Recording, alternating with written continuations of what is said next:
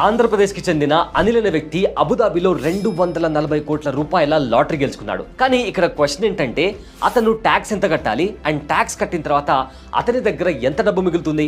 Let's find out. So UAE rules and regulations ప్రకారం అక్కడ ఎవరైనా లాటరీ గెలిస్తే ఎలాంటి ట్యాక్స్ కట్టాల్సిన అవసరం లేదండి, కంప్లీట్లీ ట్యాక్స్ ఫ్రీ. కానీ అతను ఈ డబ్బుని ఇండియాకి పంపిస్తే ఇన్కమ్ ట్యాక్స్ యాక్ట్ 1961 ప్రకారం ఇండియాలో 30% ట్యాక్స్ కట్టాల్సి ఉంటుంది. అండ్ విన్నింగ్ ప్రైస్ ఒకవేళ 1 crore కన్నా ఎక్కువగా ఉంటే 15% surcharge, 4% health and education cess కూడా యాడ్ చేస్తారు. అంటే మొత్తం 35.88% వరకు అతను ట్యాక్స్ కట్టాల్సి ఉంటుంది. సో ఈ లెక్కను చూస్తే అతను 86 కోట్ల రూపాయలను ఇండియన్ గవర్నమెంట్ కి ట్యాక్స్ రూపంలో పే చేయాల్సి ఉంటుంది. అండ్ దీని తర్వాత అతని దగ్గర మిగిలే డబ్బులు 154 కోట్ల రూపాయలు. కానీ అనిల్ మాత్రం యుఏఈలోనే సెటిల్ అయిపోతాను అని చెప్పినట్లు కొన్ని రిపోర్ట్స్ వస్తున్నాయి. 240 కోట్ల చిన్నప్పుడు